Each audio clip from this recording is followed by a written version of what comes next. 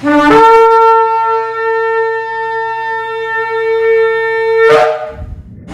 Shalom, está la congregación 20 Fila desde el Candelaria en Arecibo, y esto que le habla es la Roa y la doctora Maritza Rivera. Hoy venimos con una nueva parashá, la parashá número 15, la parashá Bo. Esta parashá la encontramos en el libro de Shemot, Éxodo, capítulo 10, versículo 1, el capítulo 13 y versículo 16. Y un buen significado para la parashá Bo es ven. ¿De qué va a estar hablando esta parashá? Nos dice que las tres últimas plagas, que fueron la langosta, oscuridad, muerte de primogénitos, la institución de la pesa con el sacrificio del cordero y sus rituales como comer matzá y hierbas amargas, la liberación final de los israelitas de Egipto que parten apresuradamente con lejen sin leudar, y los mandamientos de consagrar primogénitos y usar tefilín para recordar el Shemot, el Éxodo. Pasamos al capítulo 10 y versículo 9, donde nos dice: Moshe contestó, iremos todos, jóvenes y viejos, iremos con nuestros hijos e hijas, nuestros rebaños y manadas, porque tenemos que observar las fiestas de Yahweh. Aquí nos dice que tienen que observar la fiesta de los judíos, la fiesta, ¿verdad?, es religiosa, sino las fiestas del poderoso. Y la idea de Yahweh no era salvar parte del pueblo, sino era que Él quería salvar a todo el pueblo. Y eso incluía a las mujeres, a los ancianos y a los niños. Y el Creador no quiere un pueblo dividido. ¿Por qué? Porque en el ejad del pueblo y la unidad de todos los hermanos está el poder de Yahweh. O sea que el rey David manifiesta por el Ruach en el Tehillim, en Salmo 133, 1 al 3, dice: mirad qué bueno y placentero es que los hermanos vivan juntos en armonía. Es como aceite fragante sobre la cabeza que fluye, descendiendo sobre la barba de Aarón, y baja hasta los cisillos de sus vestiduras. Y es como rocío de Hermón que desciende sobre la montaña de Sión, pues allí Yahweh ordenó la bendición de vida eterna. Lamentablemente nos es difícil lograrlo, y la realidad es triste y hasta lamentable. Pero la armonía no predomina ni en el mundo ni en las congregaciones. Las personas están en desacuerdo, causan división por asuntos sin importancia, y algunos parecen deleitarse en provocar tensiones al desacreditar a otros, y los chismes y calumnias son muy comunes. O sea que este pasaje sea una reflexión de bendición para todos nosotros y la Keilah, donde dice la Escritura que todos tenemos que llevarnos unos juntos con los otros, para que entonces así el buen óleo, el buen aceite pueda fluir sobre cada uno. En versículo 11 dice: no, vayan ustedes los hombres y adoren a Yahweh, ya que eso es lo que ustedes quieren. Y los expulsaron de la presencia del faraón. Faraón quería tener una garantía de que ellos iban a volver y de que ellos volverían. Y esto nos lleva a pensar que si la familia no hay libertad plena, entonces el hombre, ¿qué sucede con él? Fue diseñado para ser parte de una familia.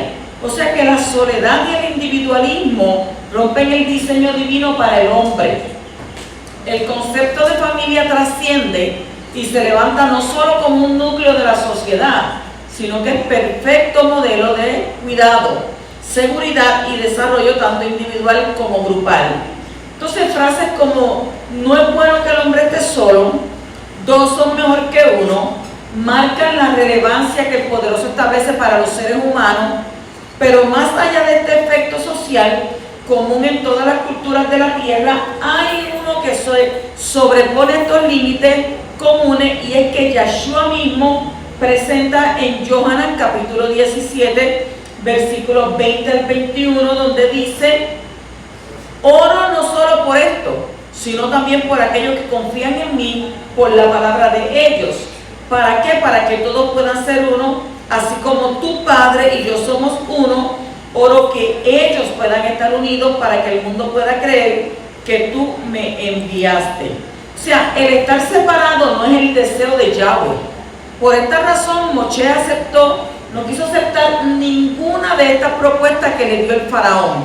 Dice en Romanos capítulo 12 y versículo 4 al 5: porque de la misma manera que hay muchos miembros que componen un cuerpo, pero las partes no todas tienen la misma función, así hay muchos de nosotros que en unión con el Mashiach componemos un solo cuerpo, con cada uno de nosotros perteneciendo a los demás. En el capítulo 10, versículo 14 dice: las langostas invadieron toda la tierra de Misrayim y se posaron en todo el territorio de Misrayim en una masa espesa. Nunca antes había habido tantas y nunca más habrá tantas. O sea que esta plaga estaba destinada a acabar con la economía de la nación. Y esto implicaba que su poder económico iba a decaer, pues en él reposa la base del poder de cualquier nación. O sea que esta plaga iba a marcar un punto en la historia de Egipto, ya que esta plaga era única, puesto que no hubo anteriormente otra plaga como esta, y dice la escritura que no la va a haber otra vez. Pero esta plaga, al igual que todas las demás, ya sea de forma directa o como efecto secundario, iba a traer ¿qué? Pobreza. Solo que está en el ámbito espiritual, está destinada a tal propósito. Por esto la escritura nos dice en Devarim, Deuteronomio 28, 37 al 28: serás tan devastado mientras te conviertes en un proverbio y el hazme reír entre todos los pueblos a los cuales Yahweh te llevará. Llevarás mucha cera al campo, pero recogerás poco, porque la langosta la devorará. A nivel familiar sabemos que por muchas generaciones hemos sido devastados económicamente, y aún hoy podemos muchos de nosotros recordar los tiempos de gran bendición económica nuestra, ¿verdad? Cuando nosotros pues estábamos en altas, o de algunos de nuestros antepasados, y que de eso solo hay, ¿verdad? Lo que queda en el día de hoy es el amargo recuerdo. Sin embargo, levanta tu cabeza. ¿Por qué? Porque tú formas parte de lo que hoy reciben libertad, restauración y restitución. No desmayes, porque tu ánimo puesto, que la promesa aún está vigente para los que estamos retornando a la nación de la promesa del poderoso de Israel. En Joel 2:25 nos dice: yo les restauraré a ustedes los años que comió la langosta, el sartón, la oruga y el pulgón, mi gran ejército que mandé contra ustedes. O sea que Yahweh promete la restauración de todo en gran abundancia, pero hace la salvedad que fue Él quien envió ¿qué? La maldición, porque dice mi gran ejército que mandé contra ustedes. Y es Él mismo quien retribuye con escasez la desobediencia de su pueblo. O sea que cuando no obedecemos a lo que Él establece, ¿qué sucede? Viene que la escasez a nuestras vidas. El versículo 22 al 23 de ese capítulo 10 dice: Moshe extendió su brazo hacia el Shamayim, y una oscuridad densa descendió sobre toda la tierra de Misrayim por 3 días. La gente no se podía ver unos a otros, y por 3 días nadie se pudo levantar de donde estaba, pero todos los israelitas disfrutaban de luz en sus moradas. La palabra usada para densas es afelá, que quiere decir densa, oscuridad, tiniebla, mientras que tiniebla es hoshek, que quiere decir oscuridad, tenebroso, tiniebla y sombrío. Como se observa, ambas palabras son en cierta manera sinónimas, pero la segunda se usa alegóricamente para hablar de muerte, para hablar de destrucción e ignorancia, y es Hoshek. O sea, por lo que podemos inferir que se trataba de una tiniebla de carácter tanto físico como espiritual. Y este hecho es igual a la situación espiritual de la humanidad. Cuando estamos en Yahweh, estamos andando ¿en qué? En luz. ¿Por qué? Porque eres luz. Primera de Yohanan, primera de Juan, capítulo 1, versículos 5 al 7, que dice: y este es el mensaje que de Él hemos oído y lo proclamamos a ustedes: Yahweh es luz y no hay oscuridad en Él ninguna. Si declaramos que tenemos confraternidad con Él mientras caminamos en la oscuridad, estamos mintiendo y no estamos viviendo en la verdad. Pero si estamos caminando en la luz, como Él está en la verdad, entonces tenemos confraternidad uno con otro y la sangre de su Hijo Yeshua nos purifica de todo pecado. O sea que de manera contraria sucede con los que no están en Yahweh, que andan en tinieblas. Pasamos al capítulo 11, versículos 2 al 3, donde dice: dile al pueblo que pidan prestado cada hombre de su vecino y cada mujer de la suya objetos de plata y oro. Yahweh dispuso favorablemente a los misritas, o sea, a los egipcios, hacia el pueblo. Además, a Moshe mismo lo estimaban mucho en la tierra de Israel, los siervos del faraón y del pueblo. ¿Qué pasó? Vendría la última plaga y aquella que finalmente les traería la liberación, una liberación que definitiva. Y es por eso que los israelitas tenían que prepararse. Entonces tenían que recaudar fondos para lo que se avecinaba. Yahweh se encargaría de hacer que los egipcios les dieran todo lo que ellos necesitaban. Entonces, ahora bien, queda un leve aroma a injusticia con los egipcios al despojarlos de todas sus pertenencias. También las palabras de Elohim de influenciar a los egipcios para que entregaran todo a los israelitas.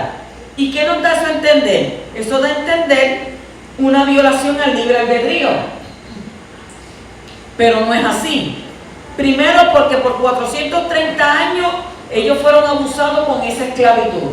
La Escritura dice que fue cruel servidumbre. Y la crueldad sobre los demás, la Torá la legisla. Y demanda pago ¿de qué? De restitución por daños ocasionados injustamente. O sea, ellos no le estaban robándole nada. Entonces los israelitas estaban recibiendo ¿qué? El fruto de su duro y abusado trabajo durante los años de esclavitud y su respectivo interés retroactivo, porque el Elohim de Israel es un Elohim justo. O sea que el pasaje nos narra también que Moshe era un hombre que es muy respetado, y no solo por los israelitas, sino también por los egipcios. O sea que especialmente por los siervos del faraón, porque él se crió ¿dónde? En el faraón, en el palacio, ¿verdad? Entonces esto nos enseña que la mejor manera de ganar el respeto de los demás es siendo obedientes a Yahweh. No se puede negociar los principios con tal de agradar a las personas. Todo lo contrario, cuando eres fiel a tu principio, serás respetado por los demás. Dice Proverbios capítulo 16, versículo 7. Cuando los caminos del hombre complacen a Yahweh, él hace que aún sus enemigos están en paz con él y será enaltecido por el poderoso. Proverbios 3:4 también dice: entonces alcanzarán favor y estima a la vista de Elohim y de la gente. O sea que es mejor que uno ande en obediencia que ser poderoso. Cuando uno anda en obediencia, alcanza el favor. El versículo 4 al 6 dice: Moshe dijo, así dice Yahweh, para la medianoche saldré entre los egipcios y cada primogénito del país morirá, desde el primogénito del paró que se sienta en su trono hasta el primogénito de la esclava que está detrás de los molinos y todos los primogénitos del ganado. Y habrá un fuerte clamor en toda la tierra de Misraim, tal como nunca lo ha habido ni lo habrá jamás. Esta era una plaga diferente. En las anteriores se atacaba a la sociedad egipcia, su religión, y al desafiar a los dioses egipcios, que hasta ese día no habían sido ¿qué? Confrontados en su supuesto poder. Entonces, si son 10 plagas, tenemos que entender que se estaba peleando ¿contra quién? Contra 10 dioses. Número 1, Api, H-A-P-I, Api. Api es dios del Nilo. Api es dios del Nilo, plaga de la sangre. Número 2, Het, H-E-G-T. Het es diosa en forma de rana. Número 3, Het es la G-E-B de bueno. Es dios de la tierra. Ahí atacaron ¿qué? Los piojos. La número 4, Uachit, U-A-T-S-H-I-T. Uachit, Dios en forma de insecto. Pues entonces, ¿qué plaga envió el poderoso? Los insectos. El 5, Ptah, P-T-A-H, Dios de la fertilidad, como Hathor, H-A-T-O-R, Hathor, que es diosa en forma de vaca, y que el envío era ahí, peste el ganado. El 6, Segmen, S-E-K-H-M-E-N, Segmen, diosa para la sanidad. ¿Qué le envió Yahweh? ¿Qué plaga? Las úlceras. La número 7, Set, S-E-T-H, Dios de las tormentas, como Nut, N-U-T, diosa del cielo. ¿Qué le envió él? El granizo. Número 8, Osiris. Osiris, Dios de la agricultura. ¿Qué le envió entonces? Las langostas. 9, Re, R-E, o Ra, R-A, Dios Sol, como Tot, T-O-T-H, que es Dios Luna. ¿Qué envió Abba? Espesa tiniebla. Número 10, Faraón mismo y su primogénito considerado Dios, porque así era que los veían los egipcios, el faraón y a su hijo, como un Dios. Pues ¿qué hizo Yahweh? Pues les quitaría a los egipcios sus primogénitos. Y de la misma manera que Egipto había esclavizado al primogénito de Yahweh, ¿qué le estaba sucediendo a ellos ahora? En Shemot 4:22 dice: entonces dirás a Faraón, Yahweh dice, Israel es mi primogénito. O sea que esto traería como consecuencia un lamento tan grande como nunca antes había existido, y lamento que en su momento, que tenemos que recordar, que Israel levantaron cuando mataron a sus hijos recién nacidos. Entonces estamos viendo que Yahweh es justo. Aquellas mujeres sufrieron por la muerte de sus hijos, pero estos están llorando también por la muerte de sus hijos. Así que Abba Kadosh hizo justicia. En el versículo 7 dice: pero ni un perro le gruñirá a ninguno de los israelitas, ni a hombre ni a bestia, para que sepan que Yahweh hace distinción entre Misrayim e Israel. O sea que indudablemente había un trato especial sobre Israel, y de igual manera será en el futuro en la gran tribulación.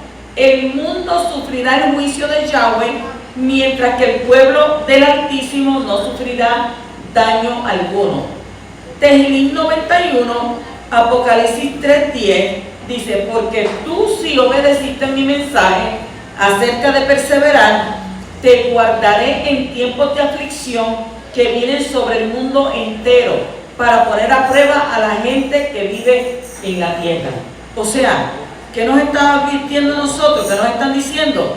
Que va a venir el juicio de Abba. Y cuando venga el juicio de Abba, como nosotros le servimos al Altísimo, dice que no va a sufrir daño alguno. Pero no sufrirá daño alguno, ¿quién? ¿Quién dice que no sufrirá daño alguno? Aquel que es obediente al poderoso.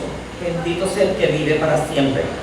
El capítulo 2 y versículo 2 dice: este mes será para vosotros el principio de los meses, será el primer mes del año para vosotros.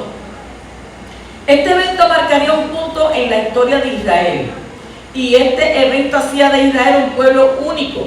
¿Por qué? Porque en la antigüedad todas las naciones se guiaban por un calendario, pero para Israel específicamente el calendario sería único y especial, puesto que este mes sería para ellos, ¿qué? Dice, el primero.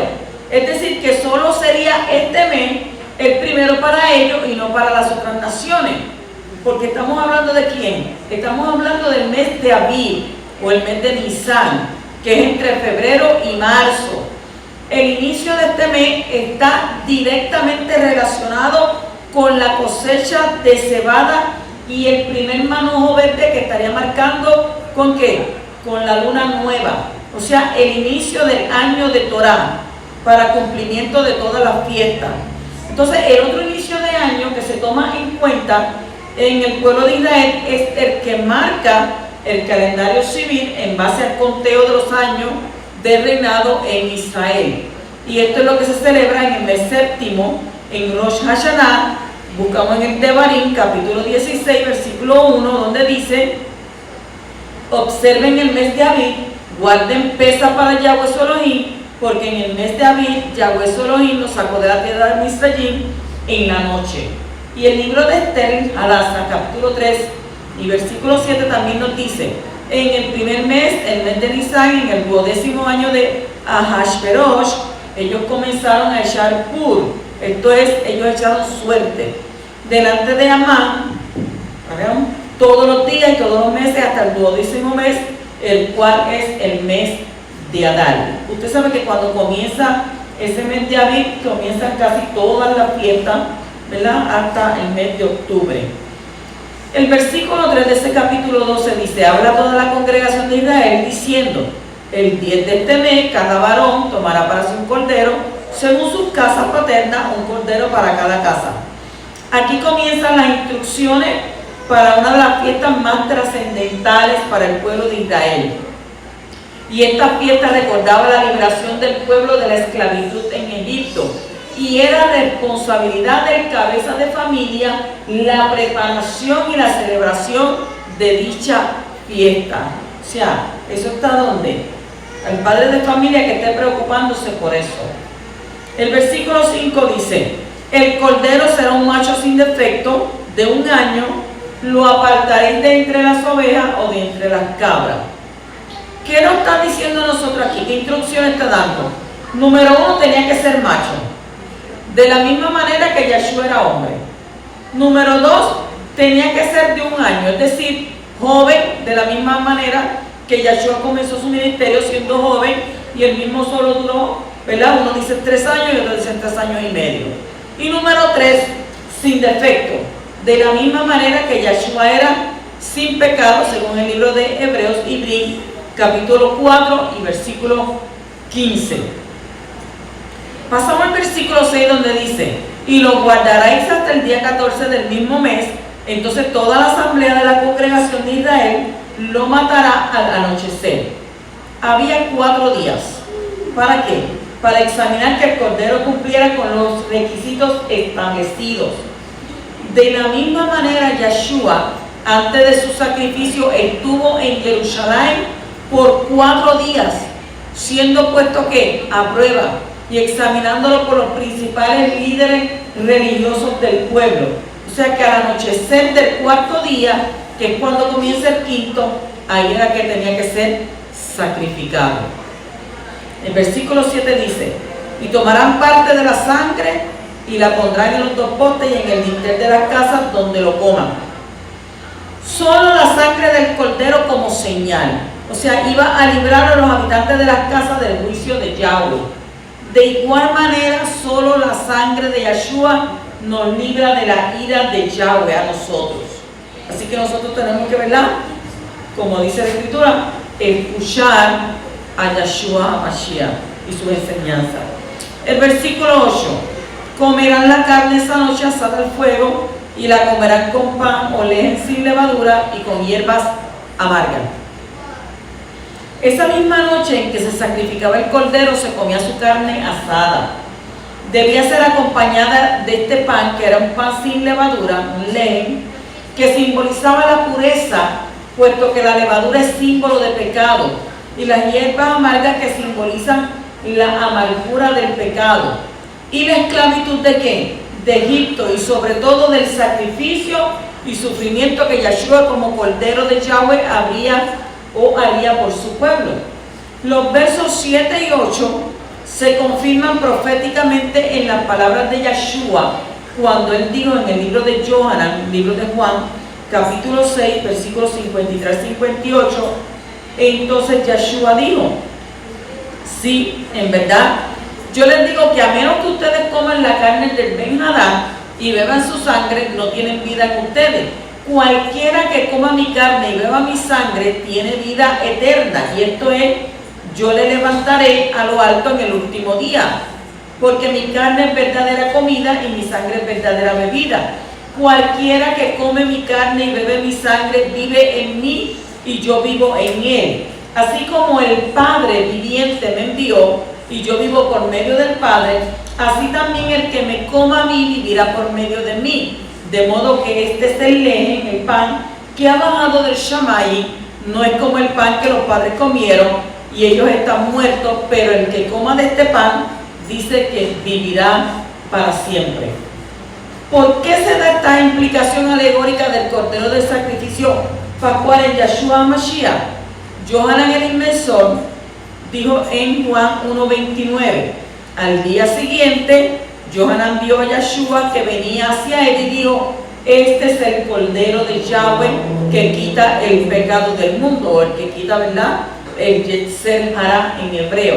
Ahora bien, una alusión alegórica que debemos recordar por este precioso cordero fue dada a Abraham en el capítulo 22:8 de Bereshit, en Génesis. Abraham respondió, Elohim se proveerá a sí mismo como el cordero para la ofrenda quemada, hijo mío. Y los dos seguían juntos. Se lo dijo a Isaac que no se preocupara porque Yahweh iba a proveer ese cordero. O sea que este último debe ser leído con detenimiento y en varias oportunidades para que pueda uno que recibir la revelación de Yahshua. El capítulo 12:10 dice, y no dejaréis nada de él para la mañana, sino que lo que quede de él para la mañana lo quemaréis en el fuego. Las sombras debían ser quemadas, o las sobras debían ser quemadas. Nada podía quedar para el otro día. Y esto nos enseña que no debemos preocuparnos por lo que comeremos el día de mañana. ¿Por qué? Porque Yahweh proveerá cada día el sustento necesario. Matitiyá, Mateo 6:25 al 34. El capítulo 12, versículo 11 dice, así que como lo comerán con su cintura ceñida, su sandalia en sus pies y su bastón en su mano, y lo comerán deprisa, es una ofrenda de Pesach para Yahweh. Esta comida tenía algo en particular, y era que debía ser comida deprisa, listos para salir. O sea que esta fiesta es una ofrenda para Yahweh, y muchas veces se habla de las fiestas escriturales como fiestas de los judíos, pero la escritura señala claramente que son fiestas ¿para quién? Para el poderoso. O sea que la palabra Pesach quiere decir pasar por encima o pasar por alto, lo que nos enseña que una vez que somos nuevas criaturas en Yahshua, nuestros pecados pasados fueron ¿qué? Pasados por alto. Nos dice el libro de Romanos, capítulo 3, versículo 25. Yahweh dio a Yahshua como capará por los pecados por medio de la llenura de fe con respecto al sacrificio de su muerte sangrienta. Y esto reaseguró la justicia de Yahweh, porque en su paciencia era perdonado, ni con castigo ni revisión los pecados que la gente ha cometido en el pasado. Mire qué poderoso es nuestro Padre Celestial. Versículo 13 de ese capítulo 12 dice, y la sangre será por señal en las casas donde estéis, y cuando yo vea la sangre pasaré sobre vosotros, y ninguna plaga vendrá sobre vosotros para destruiros cuando llegue a la tierra de Egipto. Independientemente que para los egipcios no significara nada el hecho de poner la sangre en las puertas, para Yahweh era una señal que evitaba que su juicio llegara a esa casa. O sea que de la misma manera, aunque hoy para muchos la sangre de Yahshua no signifique nada, para nosotros representa la garantía de salvación. Bendito el que vive. El versículo 14 dice, este día será para ustedes un día de recordación, lo celebrarán como una fiesta para Yahweh a través de los siglos, lo celebrarán como una institución para todos los tiempos. Esta fiesta debe ser recordada y celebrada como estatuto perpetuo, y esto implica enseñarla generación tras generación, y para lograr tal comisión se debía usar ¿qué? La misma fiesta como recordatorio, es decir, hacemos de la fiesta algo muy especial que impacte a nuestros hijos y a su vez ellos están interesados en vivirla y aprender cada detalle de nuestra historia. El recurso creativo es supremamente importante y la guía de desarrollo de la misma, o sea, el CD de la fiesta, que es establecida de forma dinámica para cautivar el interés de ellos. Es bien triste, ¿verdad? Pero hoy en día que tú le puedes decir a una persona sobre esto, y no entienden nada, no saben nada y no comprenden nada. ¿Por qué? Porque los padres han dejado de ¿qué? De enseñarle a los hijos estas cosas.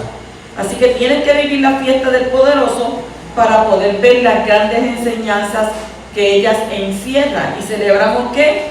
Con mucho gozo cada fiesta. El versículo 15 dice: durante un periodo de 7 días comeréis leche sin levadura. Además, desde el primer día quitaréis toda levadura de vuestras casas, porque cualquiera que coma algo leudado desde el primer día hasta el séptimo, su alma será cortada de Israel. Era de suma importancia sacar toda la levadura de las casas. Como se dijo anteriormente, la levadura es símbolo de pecado. Y este acto nos enseña a quitar de nuestras vidas todo aquello que en nosotros sea contrario a la Torá de Yahweh. En un tiempo, ¿verdad? En esta fiesta se toma un tiempo para examinarnos a nosotros mismos, examinar nuestra relación que tenemos con el poderoso. O sea que este año haremos un compromiso aún mayor para ir a la excelencia con el poderoso y no pondremos nuestros ojos, como en años anteriores, a lo que representa para nosotros en el occidente una fiesta. Más bien seremos conscientes de lo que es una moed. Y una moed es ¿qué? Una cita con Yahweh.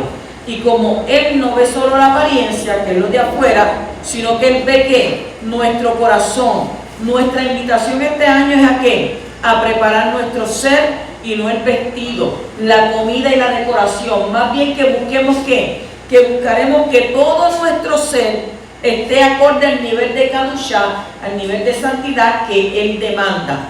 Primera de Tesalonicenses 5:23 dice que el Adón de Shalom los haga Kadoshim por completo, que todo su ser, ruach, alma y cuerpo sean sin culpa para la venida de nuestro Adón Yahshua HaMashiach. O sea, hagamos de este tiempo y de las fiestas del Creador que están por venir un evento de libertad único en nuestras vidas.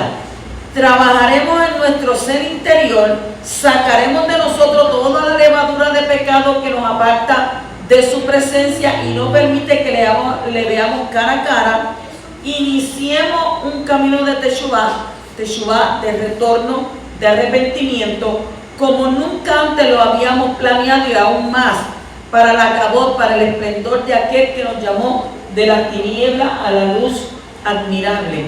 O sea que cuando celebremos Pesach este año, hagamos Teshuvah y todo lo que nos ha apartado, esa levadura que tenemos en nosotros, que nos ha apartado durante el año que ha pasado, podamos nosotros entonces venir delante del poderoso, ¿verdad?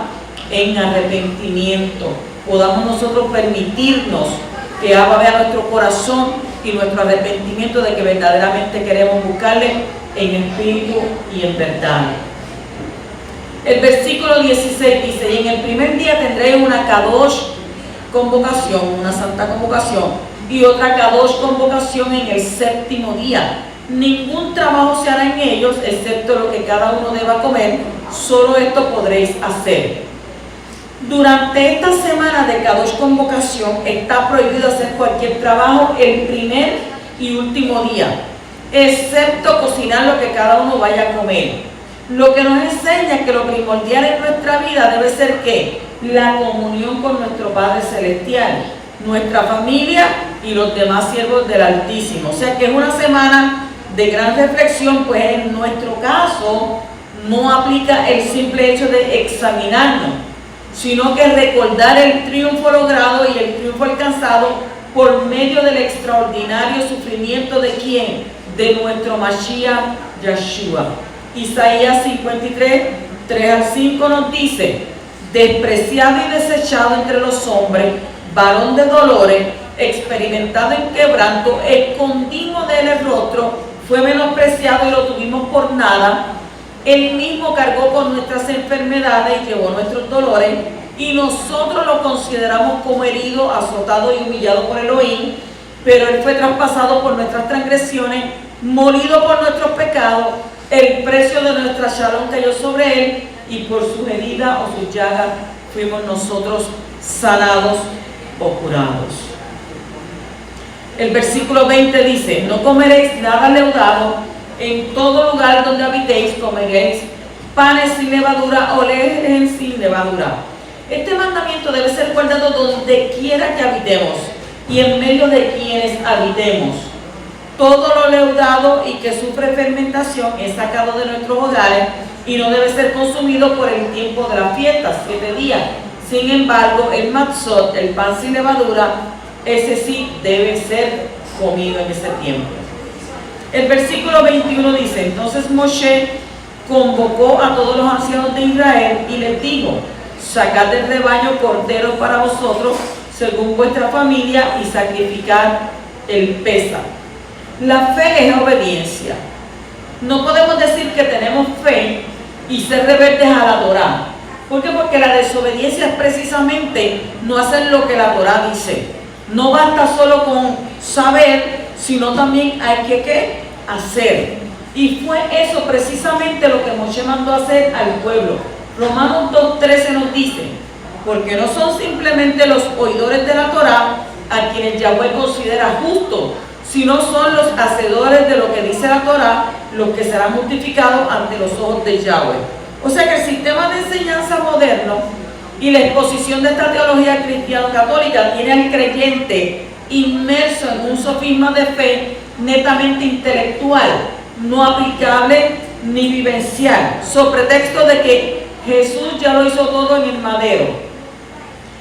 Y cuidado con eso, hermano, porque de uno dejarse envolver por este superficial evangelio que cada día deja a más y más creyentes decepcionados del sistema religioso y no quieren volver a saber nada de iglesia, ni siervos, ni de Dios, como ellos dicen. No quiero saber ni de Dios, a mí no me hablen de nada.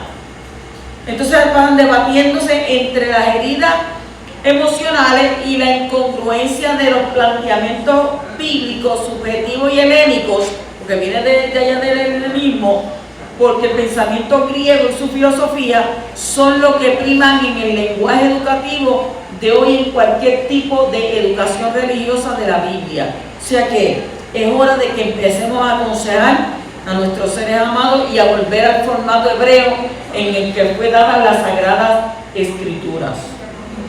Versículos 22 al 23 dice: tomen un manojo de hisopo, empápenlo en la sangre que tendrán en la vasija y apliquen un poco de la sangre que tengan en la vasija sobre el dintel y sobre los 2 postes. Ninguno de ustedes saldrá fuera de la puerta de su casa hasta la mañana. O sea, ahí no se estaban averiguados, terminando con la ventana. Porque cuando Yahweh pase para azotar a los misritas, verá la sangre sobre el dintel y los 2 postes. Yahweh pasará sobre la puerta y no dejará que el destructor entre a azotar su hogar. Una vez más se nota que es la sangre del cordero quien evita que el juicio entre a nuestra casa o a nuestra vida.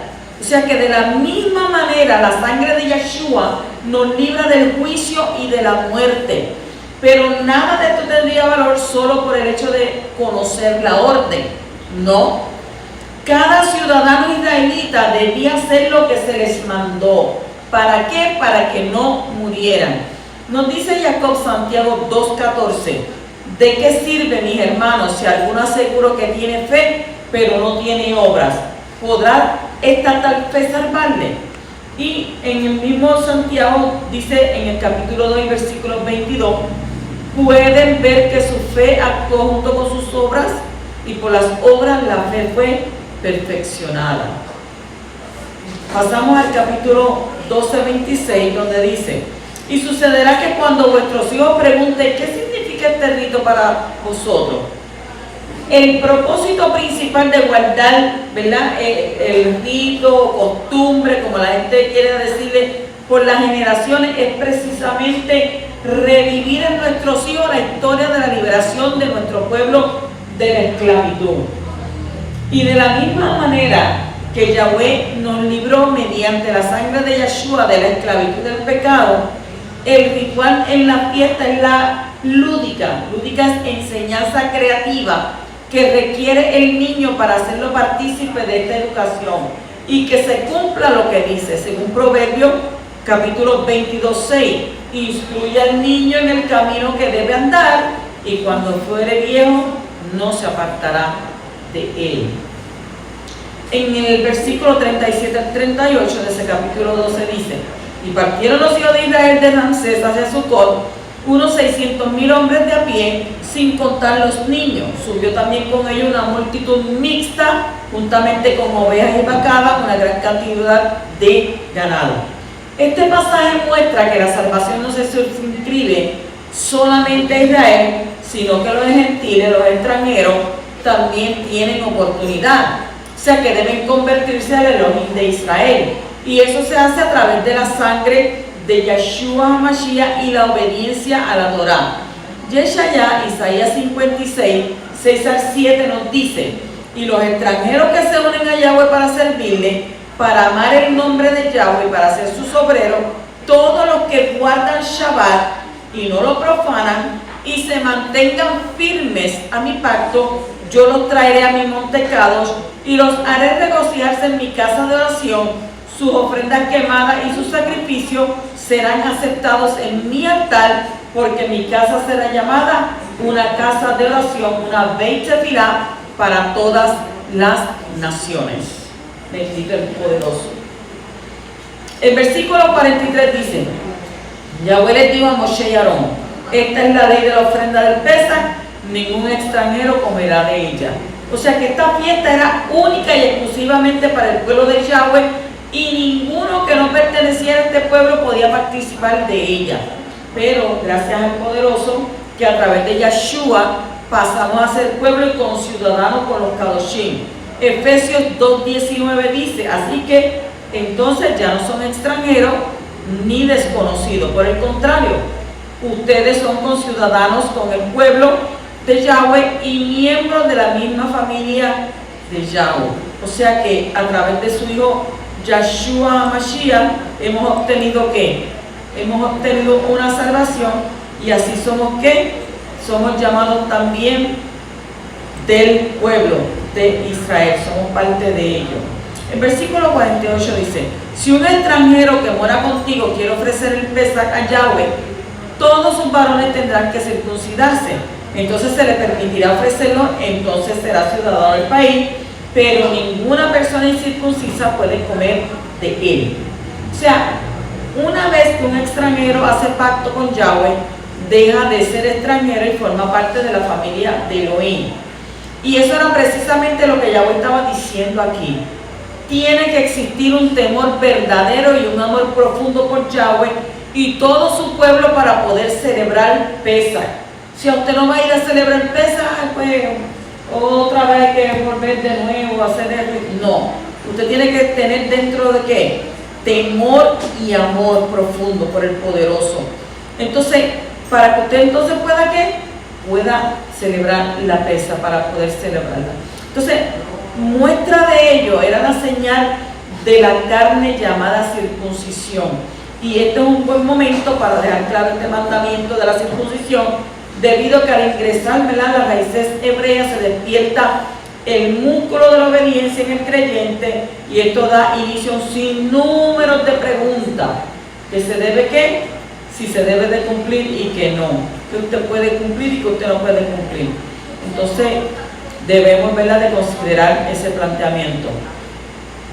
¿Cómo lo debo de practicar? ¿Con qué gozo yo debo cumplir con cada uno de los mandamientos de Yahweh?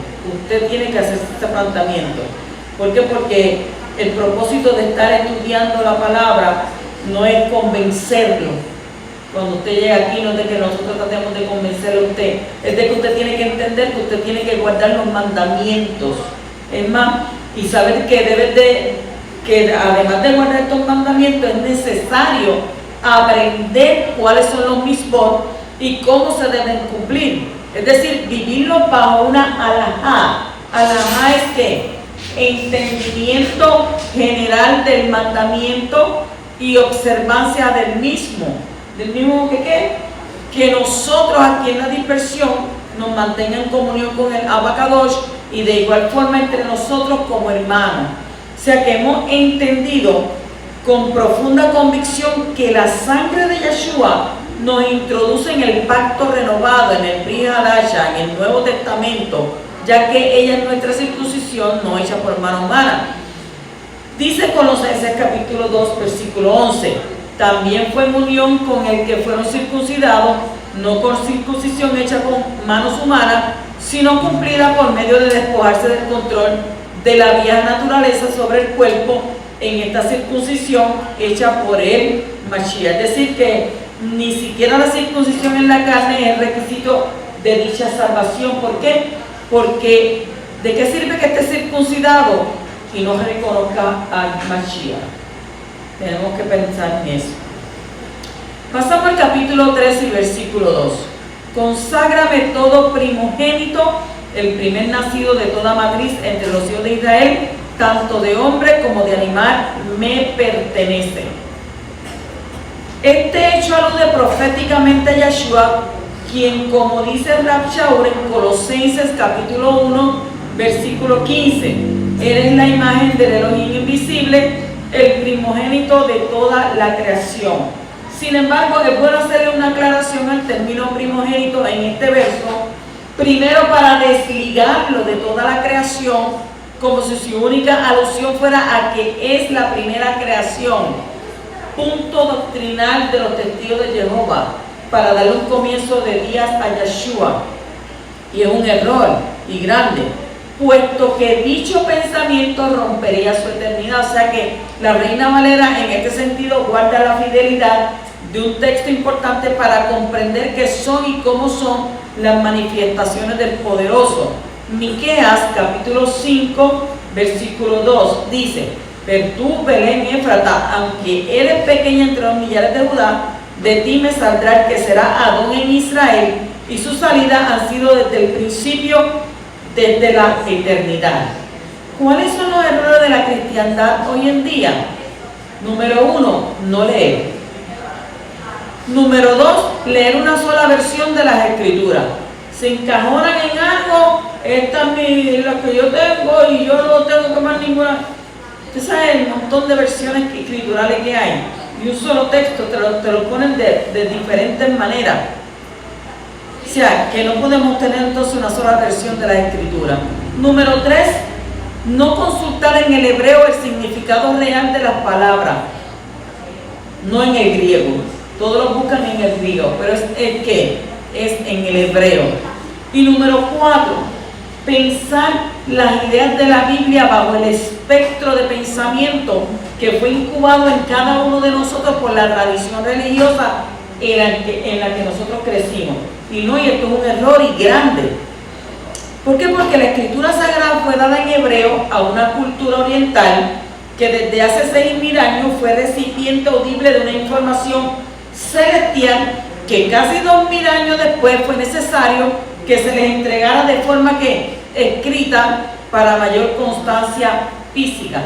Y primero fue escuchado, Shema, luego fue escrito, pero no acatado, Torah. Entonces, esta Torah se hizo ¿qué? Se hizo carne, según Yohanan 1.1. En el principio era la palabra, y la palabra era con Yahweh, y la palabra era Yahweh. Yohanan 1.14, la palabra se hizo carne y habitó entre nosotros. O sea que este título de primogenitura bajo la polivalencia, varios significados por una misma palabra, ¿verdad? Es su raíz del lenguaje hebreo, es Becorá, Becorá. Primogénito de hombre o bestia, que viene de la raíz Becor, y significa jefe mayor primero. O sea que dando un claro entendimiento al concepto cualitativo de supremo y supremacía, que a un concepto cuantitativo ordinal de primero. Entonces, el sentido de primogenitura con respecto a la deidad no se debe aplicar en la misma dirección intelectual que se le adjudica a seres mortales, pues ella estriba indefectiblemente de una relación sexual entre dos seres dotados de los órganos copulativos y no del acto milagroso que le sucedió a Miriam. Lucas 1.35 dice: Malach le respondió, el Ruach HaKodesh vendrá sobre ti, el poder de Elohim te cubrirá, por lo cual el niño Kadosh nacido de ti será llamado el Hijo de Yahweh. El propósito de este entendimiento es llevarlo a ¿qué? A replantear doctrinas dogmáticas heredadas del catolicismo y ellas a su vez de la filosofía griega y del pensamiento politeísta de varios dioses. como sus mismas raíces históricas así lo demuestran. El niño que nacería es el mismo hijo del Padre Eterno. Yeshaya 9:6 dice, porque un niño nos es nacido, hijo nos es dado, el dominio estará sobre su hombro y se llamará su nombre admirable, consejero, Elohim fuerte, Padre eterno, príncipe de Shalom. Bendito el poderoso. Y el versículo 8 de ese capítulo 13 nos explica también. Y le explicarás a tu hijo en ese día, esto es por motivo de lo que hizo Yahweh por mí cuando salí libre de Misraim. O sea que una vez más, Yahweh recalca el hecho de enseñar a nuestros hijos el camino de la vida. Y qué mejor enseñanza que demostrando con nuestra vida la grandeza de nuestro Abacadosh y celebrando la fiesta establecida por el poderoso. Shabbat Shalom.